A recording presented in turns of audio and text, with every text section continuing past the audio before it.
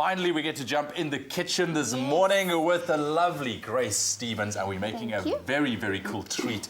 We love crunchies. We love crunchies, but what we love even better is when they're covered in chocolate. It's amazing. Nothing better than that. Yeah, eh? and we're using some good old jungle oats as well. That's how you make your crunchies, of course. Of course, that's your key ingredient, is the oats. Look, that has been one of my favorite childhood things. These kind of crunchies, you know, just for the lunch boxes, taking it to school, that kind of stuff. It's amazing. I'd say pack these in your kids' lunch boxes because they're nice and low GI. That's and it. They tell you that you love them. Absolutely. Isn't And that then key? watch, and if you've got a good business sense as a kid, you're going to start selling it. You see? yeah. Because they're that good. They're that good. Absolutely, yeah. Let's put together our crunchies. You have to buy your kids a hawker's license. Exactly. Right. How do we do this? Well, let's start with the oats. Okay. Okay, so there's a lot of oats in this recipe. Because that's kind of the foundation. Absolutely. That's what Yes. gives you that really nice wholesome feel. Lots of coconut as well. All right. Then I've got some flour Okay. and my sugar. If you don't want to use flour, can you go another route? Like Yeah, I would say like half coconut flour, half almond flour. there we go. And then, then you've got like a gluten-free one there. Okay. Right, so this is as easy as, and I make these with my kids, Ewan. Yeah. This is, my kids love to do this. Of course, I have oats and everything all Everywhere. over the place, but kind of mix all these dry ingredients in. Okay. And then you want to melt your butter and throw in your syrup or your honey. You don't have to use syrup. You can use honey. Okay.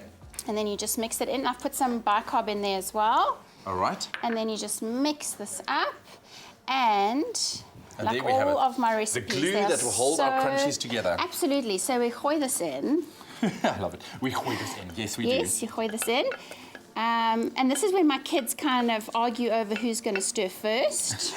Luckily, there won't be any arguing between us. No, I'm not going to all argue with you, Ewan. And you can also get your fingers in there as well, which Yeah. is always like a really great tactile activity. Absolutely. For your kids. Play with textures. We love Oh, it. fantastic. And they eat half of it as well. But no course. harm, no foul, because it's Absolutely. really nice and nutritious. Then you press this into a cake tin. So I use a 20-centimeter square one. Yeah.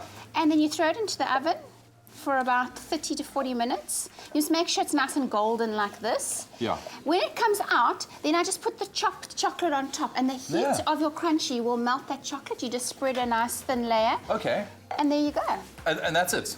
You need to cut them before they're completely cool, because Okay. otherwise they get super, super hard, and then Yes. they're hard to cut. Okay, But you let them cool in the tin, and there you go. So as they come out the oven, give them a cut, and there we go into build. Yes, and pop that nice chocolate on them so that it melts nicely. That is Yeah. amazing. SMS the keyword bake to 33728. That's bake to 33728 to get your hands on this delicious crunchy recipe. Love it when you start off an early morning with something delicious like Almost this. like breakfast food, isn't it? It's almost like, well, you can't go wrong with it. I love it. Bake is the keyword. SMS that to 33728. Grace is back a little bit later on with a delicious sorbet recipe you don't want to miss. Check it out. No.